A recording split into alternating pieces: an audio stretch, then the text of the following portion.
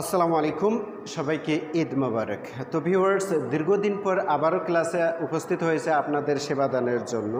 তো কথা না বাড়িয়ে ক্লাসটি শুরু করা যাক। শুরুতেই আমি ওয়েলকাম জানাচ্ছি সবাইকে। এরপর ইন্ট্রোডাকশন বা পরিচয় পর্ব, এখানে আমার পরিচিতি পর্ব দেওয়া আছে। এরপর ভিউয়ার্স, আজ আমি অষ্টম শ্রেণী এবং ক্লাস 8, 9 এবং 10-এর ইংলিশ সেকেন্ড পেপার নিয়ে আলোচনা করব। তো শুরুতে আমি এখানে একটা টেক্সট নিয়ে আসছি। আপনারা টেক্সটটি পড়বেন মনোযোগ সহকারে। টেক্সটটি পড়লেই বুঝতে পারবেন আমাদের নেক্সট বা পরবর্তী করণীয়টা কী। Mr. Shojib is a very gentleman, but very often he becomes impatient. When he does any mistakes, he becomes angry. One day, when he was walking along the road, he met an illiterate person.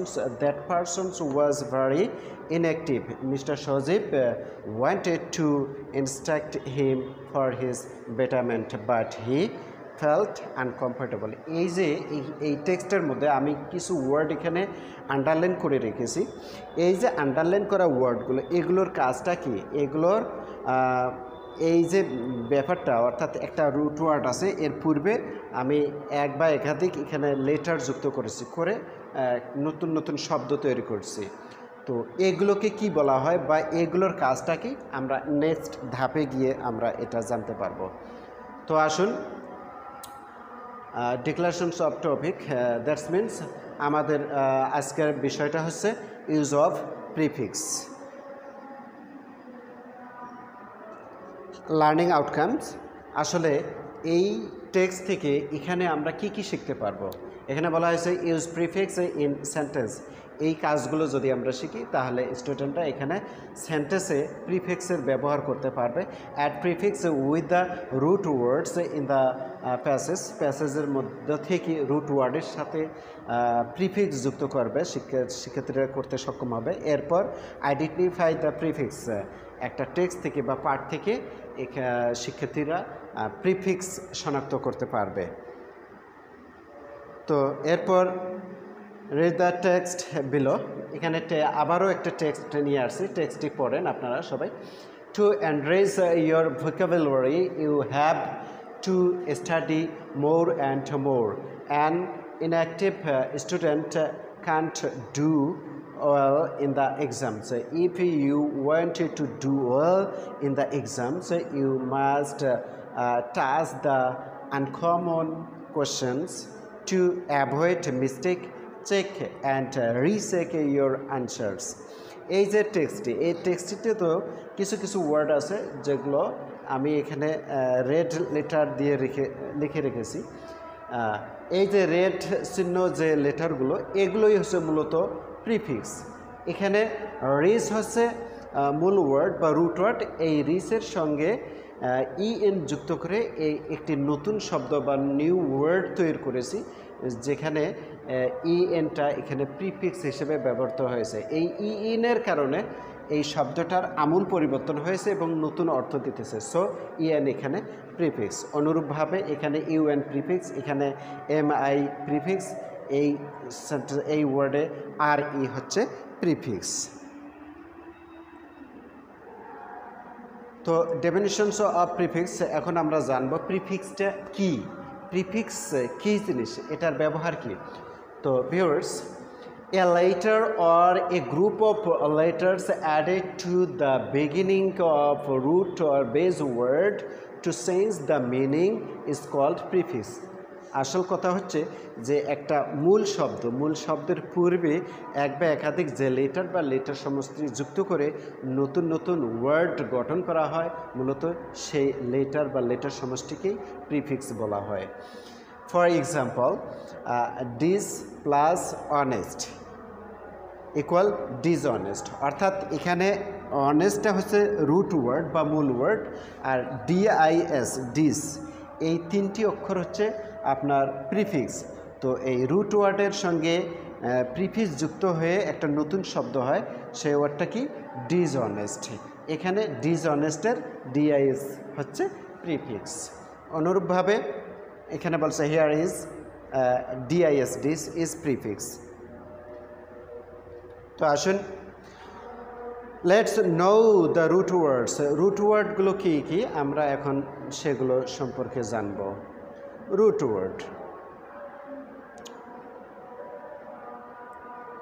Viewers, এখানে root word হচ্ছে part of speech. আমরা সবাই পড়েছি part of speech. এই part of স্পিচের মধ্যে root word কোনগুলো? Root ওয়ার্ডগুলো হচ্ছে আপনার নাউন, অ্যাডজেক্টিভ, ভার্ব, অ্যাডভার্ব।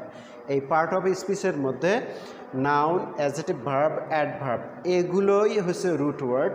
এগুলোর সঙ্গে প্রিফিক্স যুক্ত করা যাবে। এর বাইরে অন্য কোনো ওয়ার্ডের সঙ্গে প্রিফিক্স যুক্ত করা যাবে না। অন্যদিকে সাবসিডারি ওয়ার্ড আছে কিছু, বা সহায়ক ওয়ার্ড আছে যেগুলোর সঙ্গে আমরা প্রিফিক্স যুক্ত করতে পারবো না। সেগুলো কি কি? সেগুলো হচ্ছে আপনার pronoun, preposition, conjunction and interjection. এগুলো হচ্ছে সাবসিডারি ওয়ার্ড বা কমপ্লিমেন্টারি ওয়ার্ড বা সহায়ক বা পরিপূরক ওয়ার্ড। এগুলোর সঙ্গে আমরা কিছুতেই প্রিফিক্স যুক্ত করতে পারবো না। এখানে নাউন, অ্যাডজেক্টিভ, ভার্ব, অ্যাডভার্ব এগুলো হচ্ছে রুট ওয়ার্ড। এগুলোর সঙ্গে আমাদের প্রিফিক্স যুক্ত করতে হবে। New word, now read the most commonly used prefix and examples from the following table. এই যে এখানে একটা টেবল আছে, এই টেবিলে আমি বেশ কিছু প্রিফিক্স যুক্ত করেছি এবং এক্সাম্পল দিয়েছি। এখানে শুরুতেই ইএন প্রিফিক্স নিয়ে এসেছি। ইএন প্রিফিক্স যোগে নতুন শব্দ কিছু গঠন করা যায়, যেমন এনরিচ।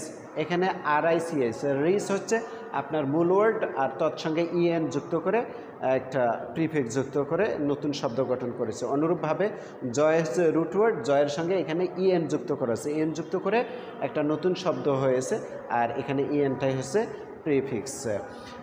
এরপর ইউএন প্রিফিক্স যোগে যেমন আনহ্যাপি আছে, আনরেডি, তারপর RENT এগুলোও প্রিফিক্স। এগুলো যোগে নতুন ওয়ার্ড গঠন করা যায়, যেমন আপনার রিরাইট। রাইটটা হচ্ছে রুট ওয়ার্ড, তার সঙ্গে RE যুক্ত করলে হয় রিরাইট। অনুরূপভাবে এন্টি লিবারেশনস।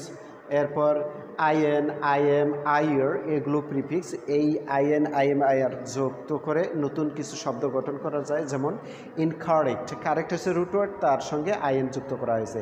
ইম্পসিবল, পসিবল হচ্ছে রুট ওয়ার্ড, তার সঙ্গে আইএন যুক্ত করা হয়েছে।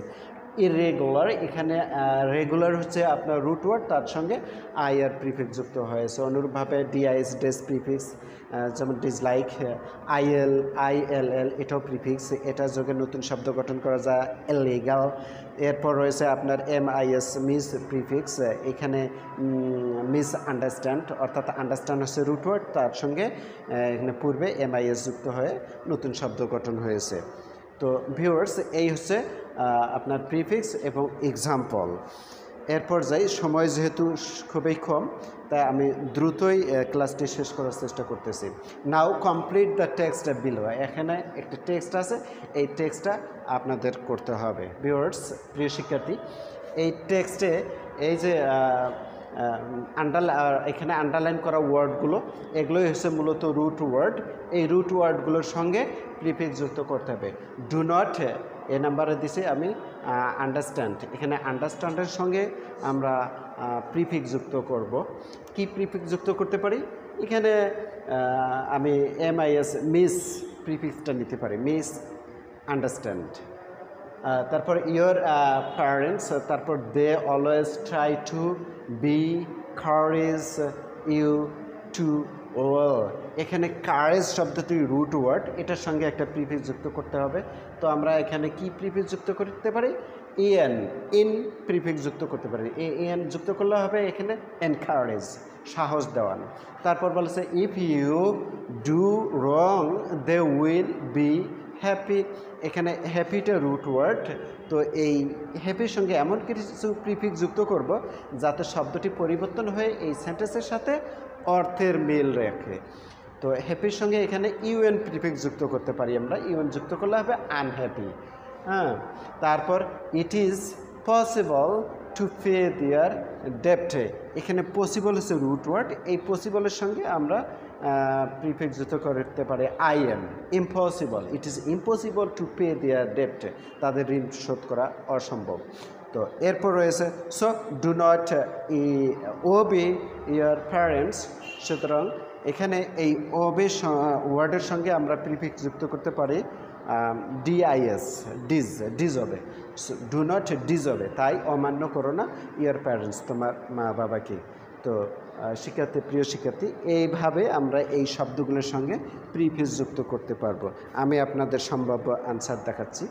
এই যে প্রথমটি হচ্ছে মিস আন্ডারস্ট্যান্ড, দ্বিতীয়টি হচ্ছে এনকারেজ, তৃতীয়টি হচ্ছে আনহ্যাপি, তৃতীয়টি ইম্পসিবল, এরপরেরটা হচ্ছে ডিজবে। এভাবেই মূলত আমাদেরকে প্রিফিক্স যুক্ত করতে হবে। তো এখানে ভিউয়ার্স, শিক্ষার্থীরা তোমরা বাড়িতে কিছু কাজ করে নিবা, 5 সেন্টেন্স তৈরি করবা প্রিফিক্স যুক্ত করে। তো আজকের ক্লাস এতটুকু। সবাই ভালো থাকবেন, সুস্থ থাকবেন। আল্লাহ হাফেজ।